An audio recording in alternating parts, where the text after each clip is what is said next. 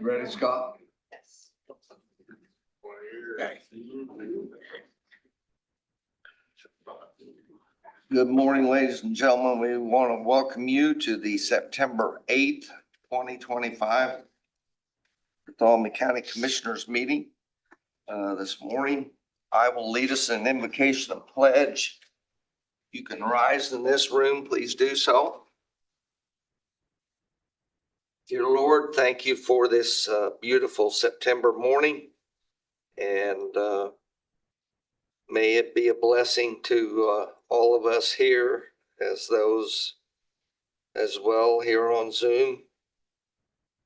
We want to thank you for the safety that we live in here in this country, and thank our first responders and our military for all that they do to make that happen. Be with us today as we take care of business for the residents of Bartholomew County. And finally, Lord, thank you for the many blessings you give each of us every day. In thy name we pray. Amen. Amen. I pledge allegiance to the flag of the United States of America and to the republic for which it stands, one nation, under God, indivisible, with liberty and justice for all.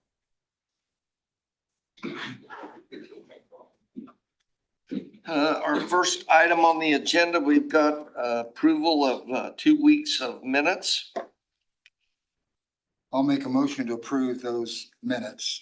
Second. Motion by Larry and a second to approve those minutes. All in favor of that motion signify by saying aye. Aye.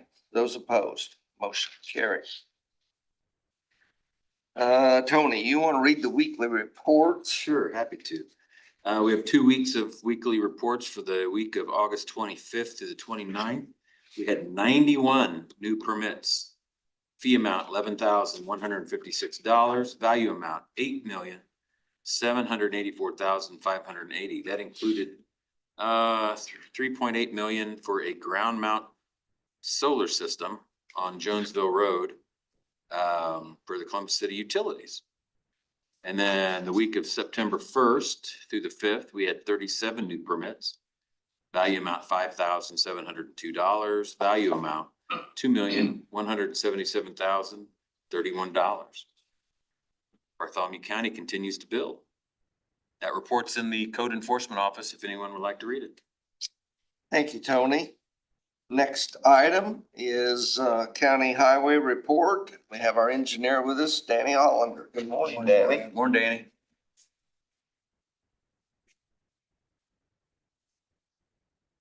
Crew report for the last 2 weeks. We worked on White Horse, and then the contractor finished up that project, building the wall. So now we have to rebuild the road so it can be overlaid, but they've got it all stabilized. All the big giant 30-foot nails, screws. Yeah, they were hollow, and they pumped concrete in the middle of them besides that, and it was pretty neat operation. Interesting. And so now we got to rebuild the road. Yeah. Okay. We replaced culvert pipes on Spray Road and 475. We worked on the ditch bank and the shoulder on 800 North.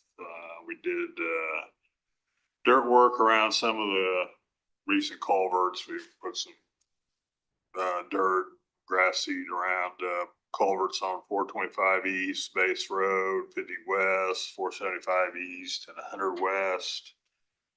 Put on field entrances on 300 West and 400 West. We mowed in Columbus and Wayne Township. We mowed some of the trees back that were growing into the roadway. We went to the snowplow rodeo at LTAP and attended some classes up there. And milestone paved 550 West, 700 West, and 525 West. They're about 75% complete with overlay for 5. So even without doing the chipping and sealing, you've got work for the guys to do Yeah, we got plenty of work to do. this summer. worked out okay. Okay. I've got a ratification to approve. This is actually an overrun on our striping contract. While they were here, some of the roads that Milestone paved earlier in the year, we went ahead and had to do those instead of having to wait a whole year to get them striped. So it overran by $3,901.92. I'll make a motion to ratify that additional expense, $3,901.92. I'll second. I've got a motion from Larry and a second to ratify that overrun with Indiana Sign and Barricade for striping on our roads. All in favor of that motion signify by saying aye. Aye. Those opposed. Danny, Motion back to the carried. mowing. When we have to mow back tree limbs, it's not a pretty process. No, it's not. It needs to be done. The other option is to clear cut the trees, which sometimes maybe we ought to do that, but I know that homeowners, and I think it's a good thing that they get to where they own those trees, and sometimes it's in their yard or on their property, but when they're blocking sight, we have to get in there and mow back the branches, and all of you have seen it. It's not pretty. Yeah, when you got a bush hog up in the air, or it's on the ground, it kind of contains everything, but when it's up in the air, it just Scatters flies branches stuff. everywhere. Yeah. And then what we can, we go back over and try to Mulch mulch it, it, yeah, but it's still branches are there. yeah. And we had a couple this year that have called all of us, and they're pretty upset about it. The way they it hate looks. The way it looks. Yeah, and it's not pretty. I mean, next spring it'll change because there'll be new sprouts and new growth, but Right. anyway, I guess we're aware of that. We don't do it unless we feel like we have to. Yeah, I mean, if it's growing out into the road and, Yeah. and a Okay, lot of them aren't trees, they're like weeds that are woody. But autumn olive, things Right. like that. that they reach for that sunlight, and that's where the gap in the canopy is. So Okay. it's in the road. Well. Mother Nature always wants to go back to trees if it can. Yeah. You can take a piece of bare ground and in 10 years, if you don't mow it, you'll have trees. Okay, I just wanted to mention that. Yeah. Good point, Larry. I got quotes for a box culvert. This is a pretty big one, isn't it? Yeah, it's almost a bridge. Another couple of feet longer, it would have been, had to add to the bridge inventory. So, but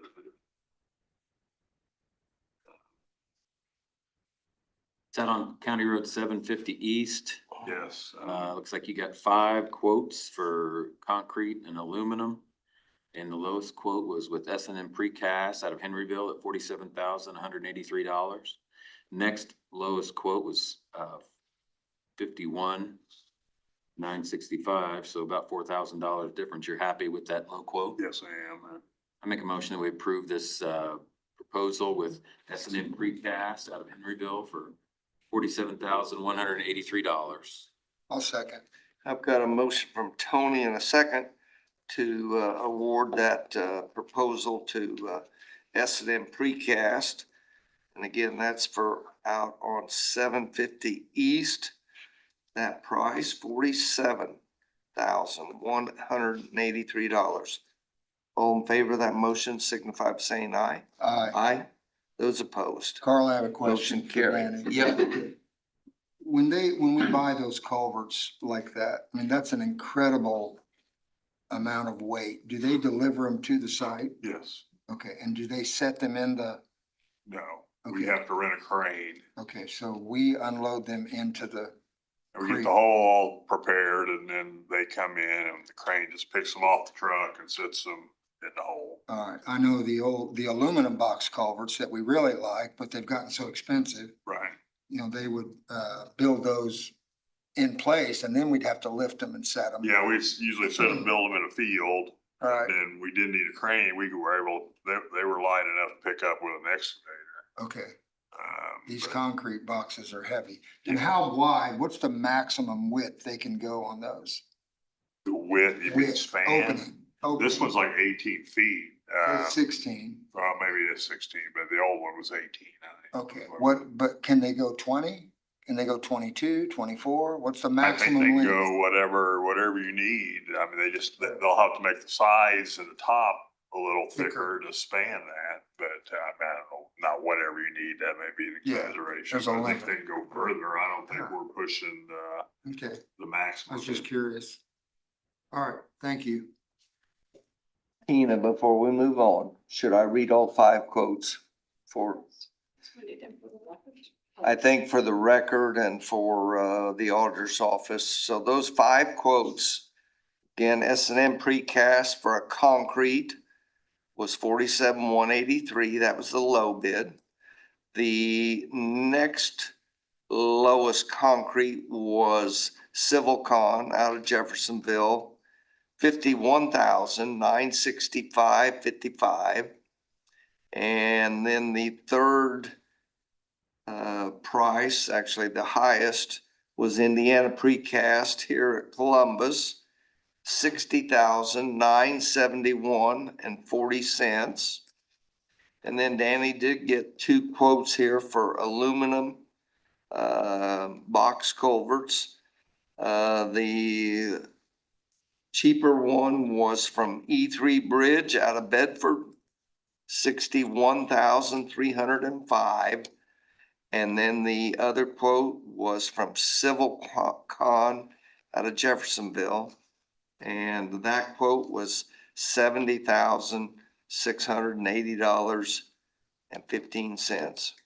So those were those 5 proposals there for that culvert. And when they quote on those aluminum box culverts, are they both Contact product? Probably not. Different company, You aluminum box. mean E3 and Civilcon? Yeah. No, E3 used to do contact, but they've got another supplier now, Okay. so they've All right. got their different suppliers. Okay, I mean, it's hard to believe. I mean, there's what, $23,000 difference there between the high and low quote. And you know, either of those products will last 100 years. I feel confident of that. it lasts a long time. Unless there's a flaw in the concrete box. It's just that when I started here, we could buy culverts for less than $10,000 every day of the week, couldn't we, Danny? And I've told people that our small bridges 20 years ago, 250 to 350 caught them, didn't it? Yeah, but Charlie was here and when I first started, we did 3 a year, with our Q bridge. Yeah. Now you get 1 in. And now that same bridge is 550 to 750. Yeah, Yeah. For a bridge, it's not very big. right. Just Yeah. one you don't even notice it's a bridge. When you go Exactly, along. exactly. So road expenses have really went up. Anything else, Danny? That's all I have. Anything else for Danny? Thanks, Danny. Thank you. Our next item on the agenda, we've got Bob Miller with us today.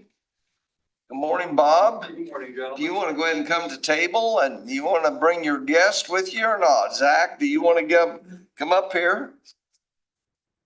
You guys have copies of the program? We've got it, I think, here. Okay. Glad to I do have have you extra both ones if here. you need any. Yes. All right. Well, I'm looking for permission to have the ceremony again. This will be year number 11. Well, they weren't all here, but most of them have been here.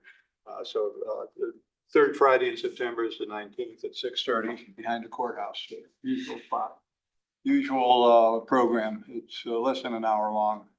Except what's interesting this year is we will have Zach talking about the gentleman that we're honoring this year. They're two brothers. One was killed and is missing in action, and his younger brother wound up after he was killed, his brother was an POW right at the same time frame. So anyway, his son, Gene, I talked to him for a little bit. Really wonderful guy, but I tried to convince him that it would be good to come and talk. And he goes, no, I don't want to talk. So it's happy from the DAR is help coordinate all this. And Zach will be telling their story at the ceremony. And they'll be there and family members will be there. We don't know the turnout, but Tappy's been doing a lot of background work to try to hold this together. It's been working pretty well. We got the children's choir again this year, and the people that have helped, it's on their schedule now. So it's not like I have to start from scratch every year. So it's almost on an autopilot now for the support that I'm getting. And the only reason that it's working is because of the support I get. Any questions or anything? And we have a new member of the press here, not super new, but he's first time for this event, I think. And so can you give us a little background of National POW MIA Day?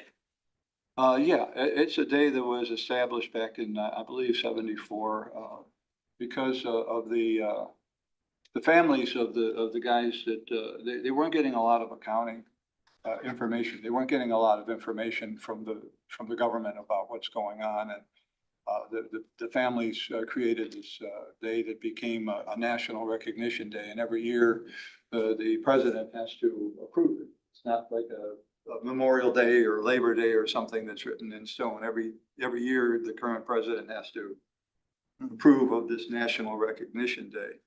But that's the background, because there was really a lack of accounting. And right now there's over 80,000 guys that are still unaccounted for.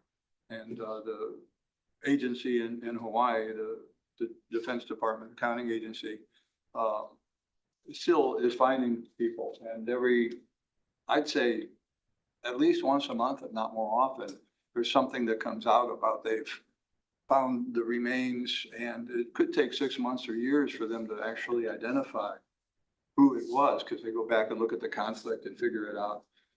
And then they have to try to find the family member. Now, if you think about World War II, it's 80 years later, and they didn't do DNA. Now the current military people provide DNA, so it makes the process a lot simpler now. But back then, they find something that somebody finds a skull in the field someplace, and then they send it over there, and then they do the DNA, and then they have to say, well, okay, where was the conflict? Who went missing? And now let's find a relative and try to get a sample. And it's finding the remains is one thing, trying to figure out who they are. That's a whole another ballgame. But anyway, the whole ceremony, the National Day, is to keep a focus on the fact that these guys haven't come home. Families don't have closure. That's the whole purpose of the ceremony and that day. So, Bob, how far back do the POW MIA folks go? World War II, World War I? it goes all the way back, but for us, we start with World War II. But there are people from World War I. There's people from the Revolutionary War. Is that right? And there are separate groups out there that, pay attention. For our focus is from World War II on, and again, there are, even in the current conflicts, there's people that are MIA. Well, again, that will happen Friday evening, September 19th at the memorial here for the veterans. And it starts at 6:15 with the bagpipes and drums. And Zach, I just want to recognize you. You're always a great voice in doing these programs over there for the various services we have on the courthouse. You've got a great voice and a great presentation. Well, Carl, thank you. This is really important for the families, to let them know we have not, as a nation, forgotten about their relatives that are missing. And surprisingly, they keep turning up and they keep identifying the remains or artifacts that they find. So I appreciate your kind words, Carl, and it's an honor to be able to help out the veterans that didn't come home. Well, thank you both for coming. And Can I you're add one more thing? Yep. I didn't mention the fact that there's a Facebook page. Not everybody's on Facebook, but I created a Facebook page for our community. But it also puts out there any information that comes from the accounting agency in terms of finding something. But our ceremony is out there on this Facebook page too. That it has, I think, over 800 people are following it now, which is kind of mind blowing. Even people from other countries have reached out that the language wasn't even in English. It's like, okay. And Bob, you're a vet from what branch? Army. Army. And Zach? I was a vet from Marine Corps, 68 to 73. 68, 73. This we've approved this every year for 11 years. Did you say 11? Well, it's been a little less than that for behind the courthouse. I think the first year was over at the city hall. And all of us are very supportive of it. I can remember, gosh, it's been 30 years ago. I read a book. It was a book about Jeremiah Denton, who was a POW, one of the first POWs during the Vietnam War. But he's the one that was on national television and actually blinked in Morse code a message, and it was torture. And he blinked that. And I can remember that. I remember that being all on the news, and my dad really followed it real closely. So I think for many of us, there's a soft spot in our hearts, because to imagine a brother or your son, and knowing that they're a POW, knowing that they've been captured, that they're in Hanoi or Frankfurt, it would be awful to wake up every day worrying about your son or daughter. And here in a bit, we're going to approve a water softener, $52,000 at our county jail. I can imagine, the conditions that these people lived in. They didn't have water softeners. They didn't have water softeners. And some of the movies that we've all grown up with were very effective in detailing some of the conditions that they survived in. And it's amazing that they survived.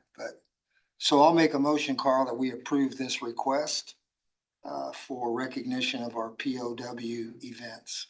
Second. I've got a motion from Larry and a second to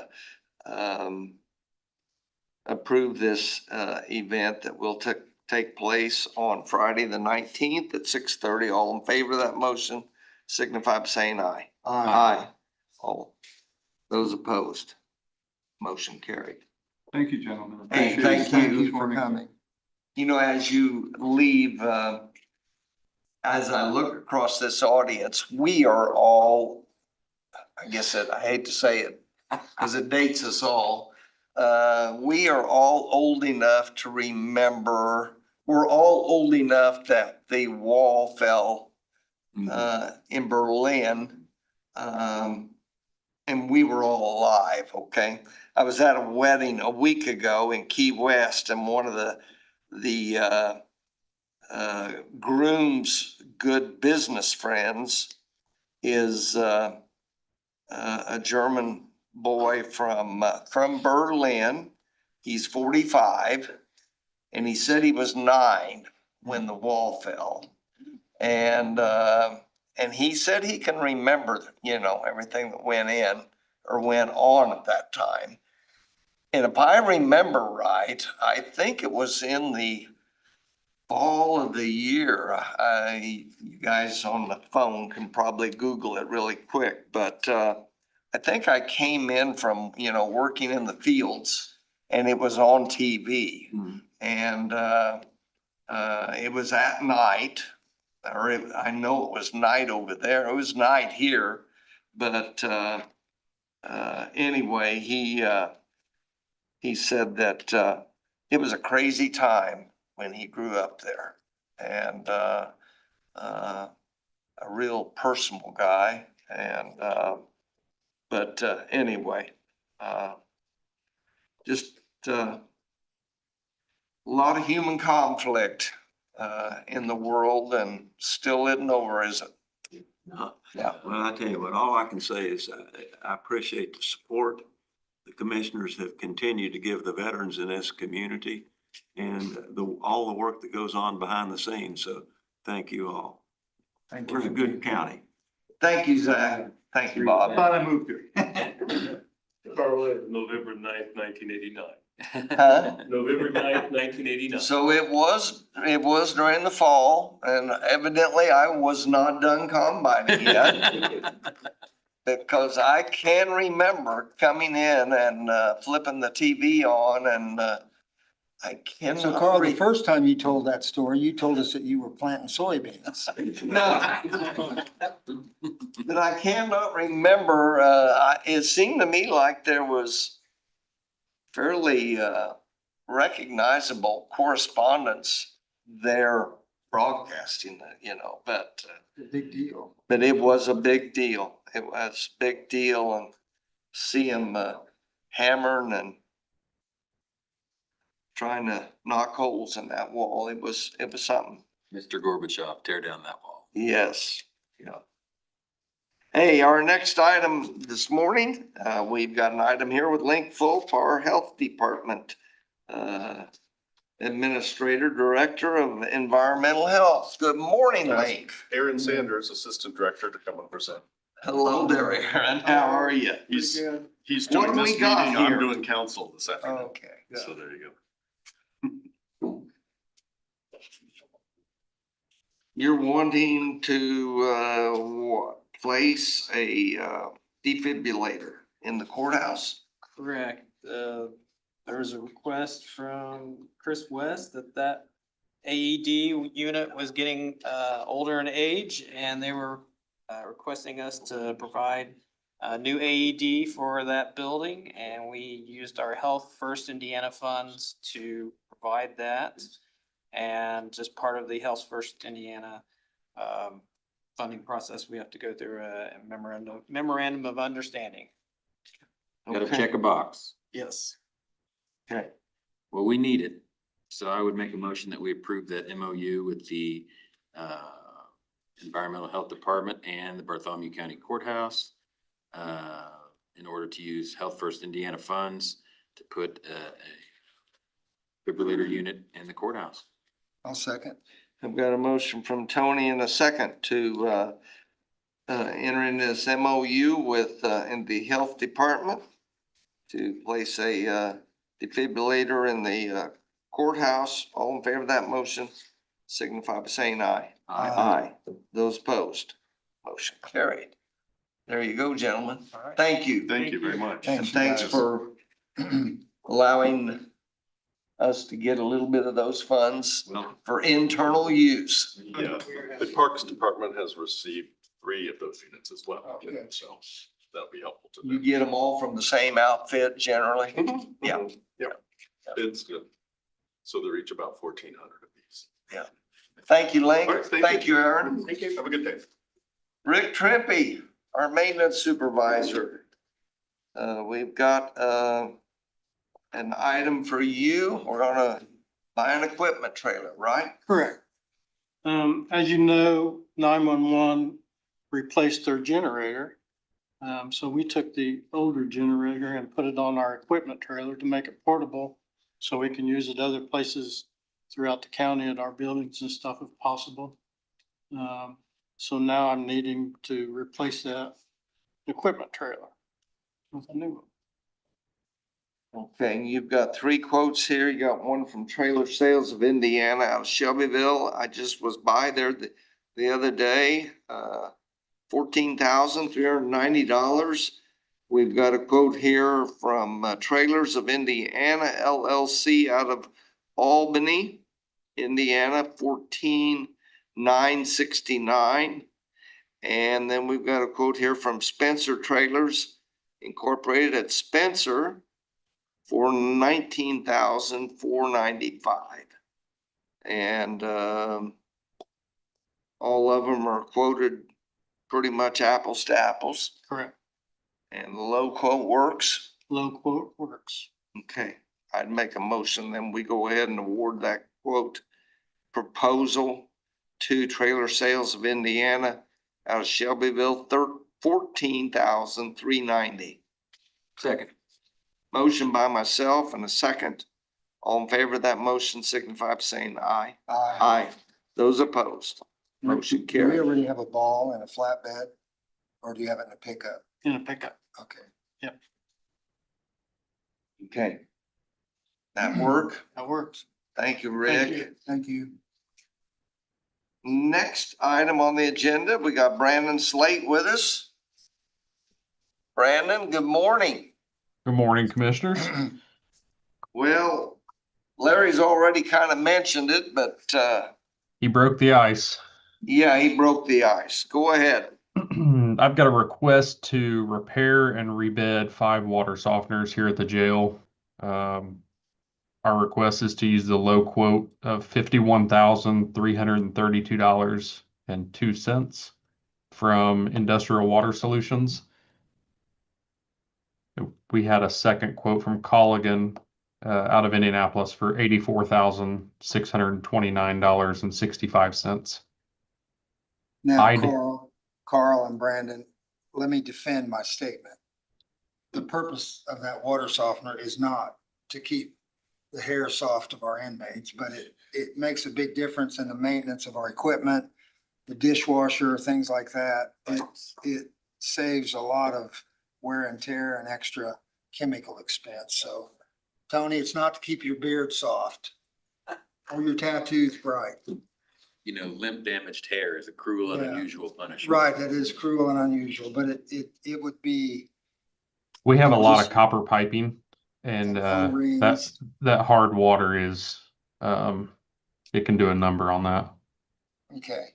Yeah, and I'm trying to think if this is the first major repair of that, or it seems to me like we've already had a fairly major repair of the water softener. Rick, do you remember? That's original. It is original. Well, then it's done really well. It's held up 'Cause, for at least 20 years. 'cause I guarantee you, most homeowners, we don't get 20 years out of your water softener. Carl, I'll So- make a motion. We approve the low quote with Industrial Water Solutions, $51,332.02. Second. Got a motion from Larry and a second to approve that proposal from Industrial Water Solutions out of Greenwood. All in favor of that motion signify by saying aye. Aye. Those opposed, motion carried. Thank you, Brandon. Thank Thanks, you. man. I appreciate it. Yep. Next item, we've got Chad Swank. Chad happens to be here in person this morning. Good morning, Chad. Morning. Chad. We are ratifying what, an expenditure for vests? Correct. Our bulletproof vests have a 5-year warranty on those, so we kind of have to replace those every 5 years so that everybody is safe and has a warranted vest if the unthinkable happens. So you did prior approve a grant. It's a matching grant that once we have the expenditure, that we get half of the expense back in that grant. I think there's 2 invoices here, one for $23,115.84. That's for the actual vests themselves. And then another invoice for $5,180.41, and that is for the outer carriage of the vest that has kind of become our uniform for our uniform officers. They wear the vest on the outside with the pockets and holders on there to make everything more accessible and get everything off their waist. Okay. Chad, silly question, Yes. and I hate to ask it to you in a public meeting. when we have a 5-year warranty on a bulletproof vest, Yes. why is it not a 20-year warranty? What's the difference in 5 and 20 on a bulletproof vest? Yeah, I don't know. Good question. I think 5 is kind of the standard among them, the Okay. manufacturers, Lobbyists probably did a good job with the law. I would imagine. Yeah. Cause if they didn't, you wouldn't buy new ones. Right, yeah. It kind of goes along with, we use a ceramic rifle protection plate as well in those that also have a 5-year warranty. I can't imagine that ceramic is gonna go bad. And are they destroyed or do we send them to We will, some other we country? will continue to use them. A lot of our officers, the older vests that are no longer out of warranty, I know like mine, I keep it in my car, so if I'm off duty and something happens, I'm off duty and I need something, at least I have some protection. Sure, it's out of warranty, but it's better than nothing. Yeah. All right. Okay. Did we get a motion? on that? No. I'll make a motion that we approve that request, 28,296.25. Second. I've got a motion from Larry and a second to approve that ratification for the sheriff's department. All in favor of that motion signify by saying aye. Aye. Aye. Those opposed. Motion carried. I'd hate Thank to you, see how Chad. you would cash in one of those warranties. Right. Yeah. Yeah. Thank you. Our next item on the agenda, we have Steve Rubel here from Strand, and we are getting closer here to working on that storage building, right? Yes, sir. Thank you, Commissioner Lent. Morning, Commissioners. Good morning. We do have that project ready for bid. We're here to ask your permission to go ahead and advertise to get bids for that. First advertisement is scheduled for the 10th. And we would be back here to open up bids on September 29th for that project. Happy to answer any questions about the project. Any questions? I think the one thing we do want to note that there will be a pre-bid conference on Thursday, the 18th of September at 10 a.m. And if you're going to be a bidder, you must be there in attendance, correct? Is required. That It is is correct. required. We're So, building this on the fairgrounds with the support of the Fair Board. We needed storage since we torn down the old Elks building where we had some storage and we've had a lot of storage out at the old highway garage that we no longer own.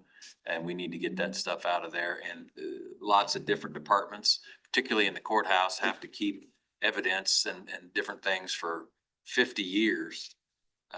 By law, they needed something fairly close to downtown for storage. We already owned the ground and it made a lot of sense to put it there. So anybody wondering where that building's gonna go, it's out at the fairground. And you know, Tony, there's a little bit of controversy over the need for this from some people, and I appreciate that. Yeah. But with a organization as big as ours is, and Tony's already said it, but some of the specific requirements, we've always needed storage. Ever since I've been here, we've always shuffled and stuck things in this corner and that basement and gosh, I remember over a 2 or 3 year period, we were getting all the stored items out of the 4th floor of the courthouse because we were concerned that it would collapse. It was affecting I the mean, it structure of the wasn't courthouse. designed for storage, and we had been storing stuff up there for 50 years or more. And it's just never gone away. We don't have to keep as much paper documentation as we used to, but we still have just storage needs, and we lost the Elks building. We used the entire basement, but during the 2008 flood, we were so concerned about the courthouse basement, this basement, because we have our IT equipment in this basement, and the Elks. But luckily, we didn't have water in any of those facilities, but it was close. We were really close. But this building will kind of solve it long-term. Long-term. And I know you think, well, yeah, do we really need a storage building? I've said that. I've said it for months. But we gotta have some place to safely store those required documents and evidence that we have to store. Some of them have to be in fireproof Mhm. containers. Some of them have to be locked. And this will solve it. Environmentally controlled. Will comply with all the laws. So I'd make a motion, we go ahead then, give notice to bidders for this new storage building. And again, it'll be advertised on the 10th of September and the 17th of September. We will open the bids on September 29th. We also estimate that the cost will be just under $1 million. That's our estimate, and we're sticking to it. We hope. Yeah. I'd make a motion that we approve notice to bidders. I made the motion. Oh, second. Thank you for giving me a second. You're welcome. A motion by myself and a second to go ahead and give notice to bidders for this building. All in favor, signify by saying aye. Aye. Those opposed, motion carried. Thank you. Thank you, Steve. Thank you for coming. Thank you for your work. Sir. Next item on the agenda, Larry, you want to, I have the treasurer's monthly report yeah, go ahead and give that one. for the month of July. I won't read all the numbers, but they are listed. This is signed by our county treasurer, Barbara Hackman. I'll move that we accept that treasurer's report into our minutes. And I'll second that. Motion by Larry and a second to approve and accept that July 2025 treasurer's report. All in favor of that motion, signify by saying aye. Aye. Those opposed, motion carried. Tony, you got an item there. Consideration of appointments to the Emergency Ambulance Services Board and Bartholomew County Health Board. We would like to make a couple of appointments, terms that are expiring and one person that had to resign. We're looking at for the Emergency Ambulance Services Board, we're looking at Carl Lenup, 2-year term expires September 20th, 2027, and Clayton Nolting, 3-year term that will expire September 19th, 2028. And then for the Bartholomew County Health Board, Tanya Hyde will be filling the unexpired term of Sally Pankratz, who needed to resign from that board. That term will expire December 31st, 2027. Make a motion that we approve those appointments. I'll second. Motion by Tony and a second to approve those appointments to those two boards. All in favor of that motion, signify by saying aye. Aye. Those opposed, motion carried. That's the end of our published agenda.